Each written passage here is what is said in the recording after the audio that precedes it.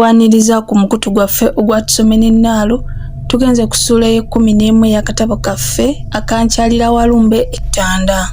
Ssuula ye11 ino omutwe gugamba nti ekizinga amakula n'amajja nkunene gaakwo.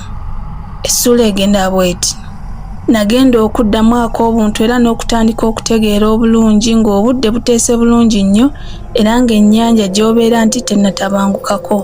Kyokka mu kiseera ekyo nze nalinga amenvu bwe nali ngezaako okuyimuka ne nnemererwa. Naye olw'eggulo ddala olwo nga lwe nfunamu agayimuka nagenda mangu ne nzirabiriza munnange, naye mu kiseera ekyo yali atandise okufunamu ku ndasi bwe ntyo ne mmukwata ku mukono mpola mpola ne tusomoka obuzzi obwali obumpimpi ne tulyoka tugoba ettale. Ekizinga kino kyali kirabika bulungi nnyo era nga kisaakaatiddwa agati aganene ennyo n'omuddo ogulanda, naye nno okumpi n'olubalama nga waliwo obudde obumpimpi nga bufaananira ddala ng'embubbu. Mu kizinga kino twasangako obunyonyi bungi nnyo obwa buli ngeri, bwali buyimba bulungi nnyo era mu kiseera ekyo newankubadde enjala yali etuwala katabulala naye bwatuggyako ennaku n'ekiwuubaalo ebyali byagala okututta. Olw'okubanga obudde mu kiseera ekyo bwali bugenda butandika okuziba, twayagala tutambule mangu nga tusensera ekizinga nti si kulwa nga tusangayo abantu ne tufunako okuzza eri omumwa. Twatambulira ddala ebbanga ddene naye nga tulaba gati gokka na bunyonyi. Twalaba obudde bukuniridde ddala era nga tetulaba na gye tulaga, nga tusikaasikanya ebibowabowa, nga tulaba omuti ogwasuula obulungi amatabi nga twesibira eyo mu nnyonjo nga tusirika. Mu kiseera ekyo nga buli wantu wonna towulirawo kanyego, so nno nga n'obunyonyi obwali bulegesa tokyabulabako yadde okuwulira ku luwewo olukunta. Ekizinga kino kyali kijjudde obutiti era nga ffe we tuli ffenna emba zitukubagana emibiri gyonna nga gitusanyaladde, eminyira gy'omu nnyindo nga teginywerayo, ate zo engalo nga zifuuse biwuulowuulo.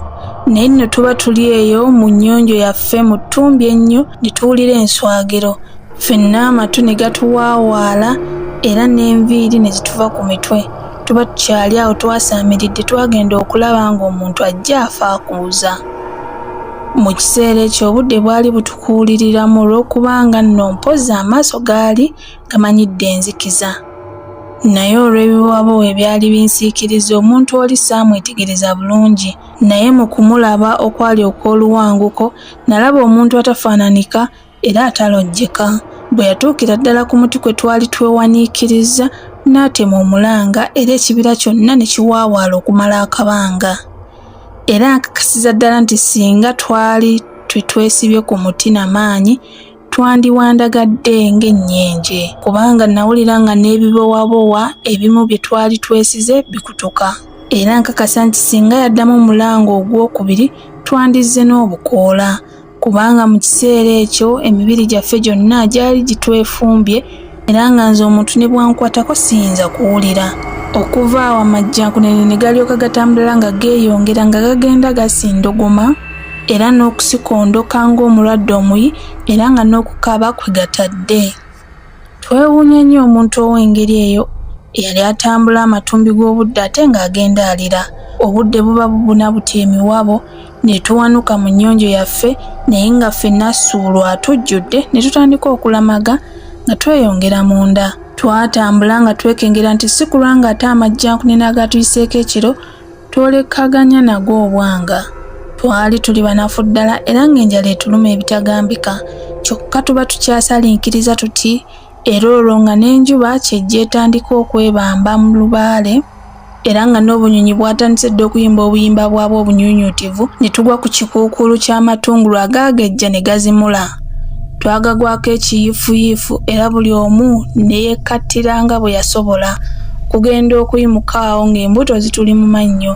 Olwo ne tulaba awantu awaali waaka akasana obulungi ne tutuulako awo tumale okusanyulukuka obulungi era nga n'omukkuto bwe gukka. Ebyo byonna olwaggwa nga twesibira binywa by'amatungulu nga tubyebagajja nga tutandika kulamaga nga bwe tugenda tunyumya era nga n'okusaaga kwe tutadde. Nze mu kiseera ekyo natandika okuwulira essanyu lye nalisiwulirangako mu lugendo luno newankubadde ebiwundu by'agatemu bye gampumuggula byali bikyannuma alumamu era n'obukoowu bw'ennyanja. twatambulira ddala ebbanga ddene okutuusa ekibira lwe twakivaamu emirembe. Ne tulyoka tusanga olusenyi olunene ennyo olwali lweyaliridde obusubi obumpimpi era n'obusaka obw'olumaggamagga. Obusaka buno bwonna bwali bujjudde ebibala ebyali bibulukuse bulungi ennyo. Bwe twanoga ku bibala ebyo ne tulyako nga biwooma okuzimula. Enjuba yali egolooba ne tulaba akasaka akaasakatira obulungi ne tukeevumbika nga tulongoosa wa kugalangatanyiza biwanga mu ngalo. Ekiro ekyo ebiseera ebyasinga obungi twabimala tulojja ku bino na biri era nga tusala amagezi engeri gye tunaayongerayo olugendo lwaffe. Ekiro twakiyitamu bulungi yadde n'obutiti obwali bwagala okututtira mu kibira nabwo nga tetubuwuliddeeko. Enkeera twakeera kweteza ku kasana era nga ffembi tuli basanyufu nnyo. Lunaku olwo lwonna twasiiba tusanyuka. Mu kiseera ekyo n'ennaku yaffe gye twali tulimu era gye twali tuyiseemu nga n'okugyerabira tugyerabidde. Nateesa ne munnange tubeerere ddala mu kafo ako okumala akabanga nga tukyaddamu amaanyi. Nga bwe kaali akafo akalungi era nga tekaalimu mberebezi yonna, munnange yakkiriza era ne tubeera omwo okumala ebbanga.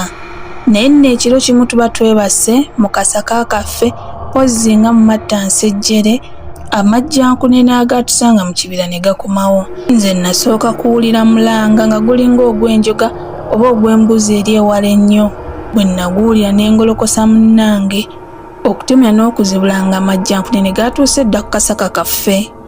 Ne gakaaba nga bwe gasikondoka era nga n'okuyiriitira kwe gatadde nga bwe geetooloola akasiisira kaffe. Nno ne tulowooza nti nno obwaffe bukomye. Naffe twalaba olutalo lukuliridde ddala ng'omukka tumirira ddala. Twagenda okuwulira nga zitwala ebinene. Okuva awo tetwaddirayo ddala kwebakako okutuusa obudde okukya. Ku makya okwo twalowooza kye twali tuyinza okukola ne kibula, bwe tutyo kwe kubirekera ddala ne tugumba bute we twali. Naye ennaku ziba ziyiseewo nga bbiri kasookedde tuwona majjankunene, tuba twebase mu ttumbi. Nagenda okuwulira nga Nakkatema omulango gwansisimula mu tulo era n'omutima ne gunkuba ng'ogubuukamu. Amangu ago ne mmubuuza kyabadde. Munnange yasirika busirisi yenna ng'agigumira ate nga bw'atuyana. Ne ndowooza nti nno luno munnange anfaako.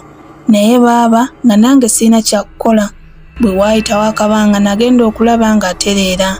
Bwe nalaba ateredde ddala ne mmubuuza mbulira ekimuwogganyizza. Yanziramu nga n'emba bwe zimukankana nti ndoose nga ndaba omusajja omukadde ennyo ng'atudde ku jjinja ng'ankubye amabega ng'ate ali bwereere ng'akutte akamba akawanvu ennyo era nga kamasaamasa nnyo. Bwe mbadde ndi kumpi bwe nti okumutuukako nakyuka n'antunuulira. Amaaso ge nga mamyufu nnyo era nga buli lw'atemya muvaamu amatondo g'omusaayi. Omukono gwe ogubadde gukutte akambe nga gwonna gujobaanye omusaayi era nga ne mu kamwa ke nga muvaamu ejjovu ly'omusaayi. Bw'ankyukidde nga bw'akaba n'aŋŋamba nti oba baana mmwe mwagala emirembe muve wano. Ago amaka g'abaana bange bwe muligitira. Nze bwe nagenda okukyala nazza musango. Okumala ebyo mu kamwa omusajja n'angwako ekiyiifuyiifu abadde agenda okunzigunda akambe mu mutima. Awo we mpowogganidde. Munnange yali akyannombojjera ebyo twagenda okulaba nga teriri busa anti ng'amajjankunene gagobye nate era ne gakola kye kimu nga kiri kye gaakola mu nnaku ebbiri ezaali zaakayitawo. Ku luno twali tugamba nti tetulabula naye Mukama yazza bibye.